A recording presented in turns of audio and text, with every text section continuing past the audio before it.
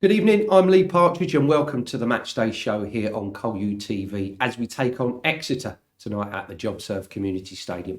On the show tonight we'll take a look back at the Stevenage game and hear the thoughts of Hayden and Luke Chambers. We'll also take a look back at a previous game against Exeter from 2019 and the playoff semi-final from last year, believe it or not. Seems like it was a long time ago. It was actually last year. Don't forget, if you're not here tonight, you can watch the game live on iFollow for just £10, the same as Friday's game against Newport. That will be available as well. Right, let's start the show with the Stevenage highlights.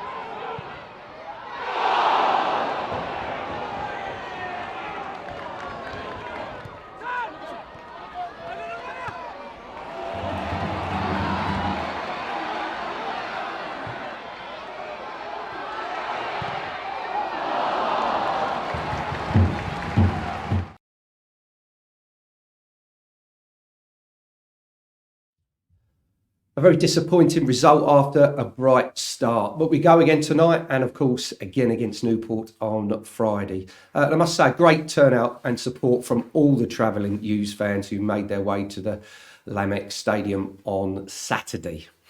If you want to contact us here at the club, it's media@colchesterunited.net. And that's for birthdays, mentions, anniversaries, weddings, or just a hello to someone, or maybe even coming on a future show and talk something Col U related.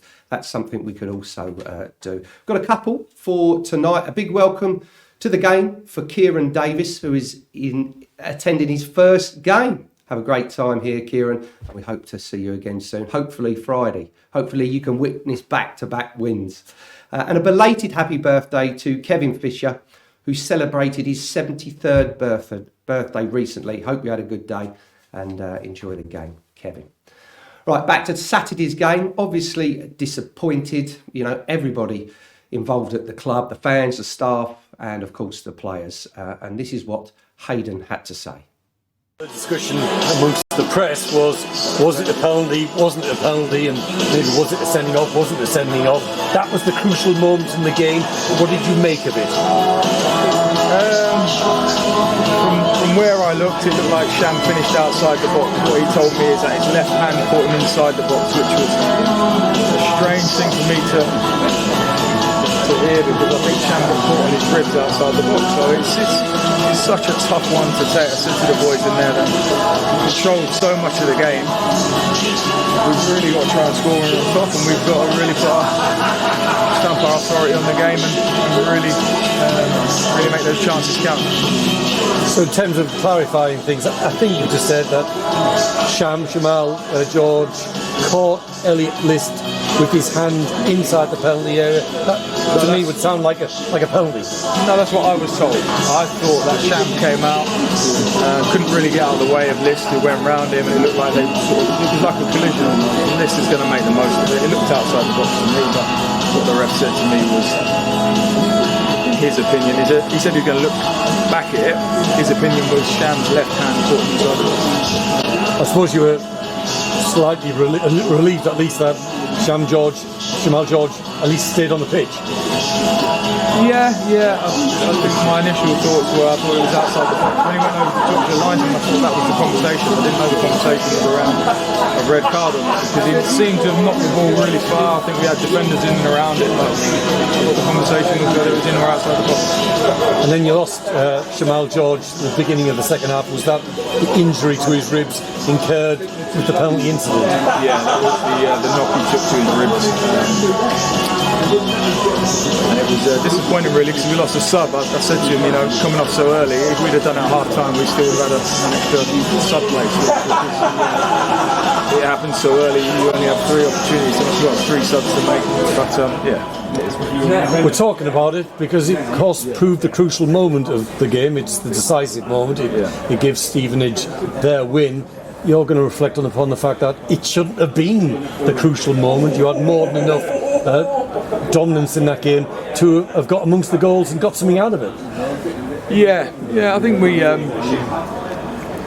comfortable for real large spells of the game. I think that's the one thing that I had written down just before half time, just before they scored, is not get too complacent, because we're getting into really good areas of the pitch, but then we're committing a few too many bodies forward for my liking, and I think that's what happened on the goal. They hit us on the counter-attack, and we left them with a little bit too much grass to run into.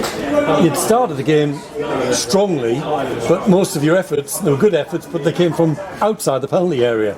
Yeah. We wanted to start strong. We wanted to really cause them a problem. So I think what they do is they sit really deep and sit on the edge of their 18-yard box. So it's about trying to get in behind them, and we tried to do that. And Silva ended up coming in off the right and getting his shots off. But they sit really deep. And the problem for us was they got themselves a goal and really sort of sat on it. You did break them down though. There was a brilliant cross by Junior Chamadoun. Frank Nubler header planted beyond Smith in the goal, and up goes the referee's assistant's flag. Again, Hayden, is that clear-cut offside? Or are you going to tell me that was doubtful? I don't know. I didn't really see the area he come from. It looked a good run, a good cross. The linesman seems to think that he was always half a yard off. He said it was quite an easy one for him. So I'm not too sure. I mean, it was a lovely finish from Frank. That was the problem. But like you say, we needed to create a lot more. Stevenage made it so difficult for you. As I said, they've got 4 defenders in the second half. There are 5 midfielders sitting in front of the 4 defenders. Just the sheer numbers presents real problems in itself. Yeah, it does. I think the problem is when you give them sort of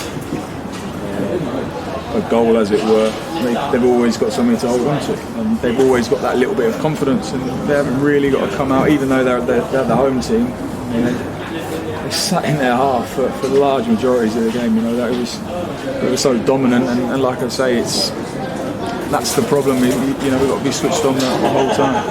The recurring theme too much this season so far, and the frustrating thing is just not scoring enough goals, and it's really hurt you again this afternoon.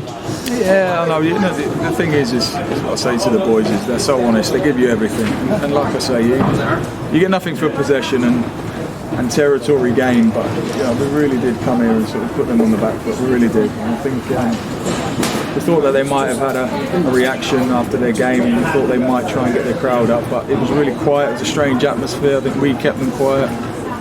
Really had him pinned back for large periods at a time. So, like I say, the boys, it's a tough one to take. It is a tough one to take because they played so well. Real good away performance, but we get nothing for the performance. And no Brendan Wiradu this afternoon. Big loss in midfield. Is there any chance he'll be back for Tuesday against Exeter City? We don't know. I think we're going to assess him tomorrow and have a look on Monday, see if we can get him out on the training pitch. But he's a miss for us. Good influence in that midfield area, a real dominant boy. But again, we'll see how he is on Monday, see if we can get him out. Hayden there talking to BBC Radio Essex. Obviously not happy with the result, but saw things in the performance that pleased him. Did you agree with him? Do you agree with him? Once again, let us know your thoughts about Jake Turner as well, coming on for Shammy. Media at colchesterunited.net. And like I said earlier, maybe even someone coming on the show, joining me or Harry and talking about Col U related stuff. Don't forget, we do a match day show whenever we were playing here at the JobServe Community Stadium, plus a midweek show every Wednesday evening. One more recap from Saturday with Luke Chambers and his very honest assessment about what needs to be done better. Luke, the decisive moment in that game, the penalty, stoppage time, first half, you must have got a good view as to whether Shamal George's attempt to win the ball from Elliot List, whether the incident took place inside the box or outside the box. What did you see? At the time I thought it was outside, but obviously these things happen so quickly and without seeing it back I can't be sure. I did say to Trevor Kettle, the referee, that it was outside, but they've got a job to do and decision to make. Unfortunately, us giving the ball away and turnover possession cost us in the end. Yeah, as you say, these things happen so quickly, so even you're saying it may have happened inside the penalty area. At the time I said to him it was outside, so that was my first initial reaction. But again, and it was a foul. Yeah, I think it was a foul. Again, it happened so quickly when you're running back towards your own goal, and these things, yeah, they've got a tough job. And at the end of the day, the decision's been made, and we've got to have enough about us to go on and get something from the game. Yeah, we'll get to that in a moment. Actually, if the referee has adjudged the foul to have taken place outside the penalty area, which was your initial thought, that would have meant no penalty, but it would have meant Shamal George would have probably got sent off then. Potentially, yeah. Who knows? I think, do any of us know the rules anymore? It's got a bit messy, but yeah, it is what it is. But again, that decision's been made. We have to deal with it. Unfortunately, we go 1-0 down, but again, we have to do better to take something from it. And that's the point, that the game shouldn't have rested on that decision. Indeed, by then, you might have already got your noses in front after being the better side in the first half. Yeah, I felt we were a threat constantly going forward. We weren't particularly troubled defensively. But again, that can always happen. Maybe complacency can set in when things were going to plan. We missed a few chances. We didn't get on the end of a few crosses. But these things happen. You have to score in this division when you're on top, because you're always culpable if you give the ball away and get hit on the break. Yeah, most of the chances in the first half, when you were the better side, they're shots from outside the penalty area rather than inside the box. Yeah, again, but they're opportunities that we feel that we probably could have nicked a goal from. And like I say, when we were on top as much as we were, we have to score in them key moments. And when you really got it right, Junior Chamadou delivers the telling ball, Frank Newblade delivers the telling header. It's just not going to be your day when the referee's assistant's flag goes up for offside. Yeah, at the time you think it's a tremendous goal and Frank's off the mark, and we're all looking to just hopefully win the game, but that was quelled within a matter of seconds, and fortunately the linesman who had the big decision to make in the first half has made another one that's gone against us. How difficult is it thereafter to break down a side who have 4 defenders and 5 midfield players all sitting deep and using Luke Norris as the target man at the other end of the pitch? How difficult is it for the team to break an opposition down like that in those circumstances? It is always difficult, but at the end of the day it's a game of football that we feel that we should have got something out of. We've got ourselves in the right areas at times, and we haven't had enough quality to turn those opportunities into goals. We give ourselves a mountain to climb by going 1-0 down at half time, and they're always going to sit in. They're on a difficult run as well. They've changed of manager, so we didn't want to give them the message before the game, do not give them any encouragement, and unfortunately we have. You can imagine social media, it's all better side between the penalty areas.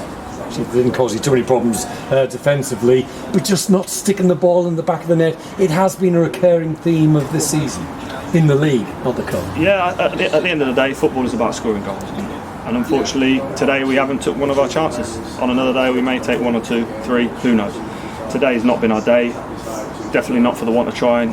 Absolutely devastated for the group. We're gutted we haven't won today. We haven't got a point, we haven't got anything.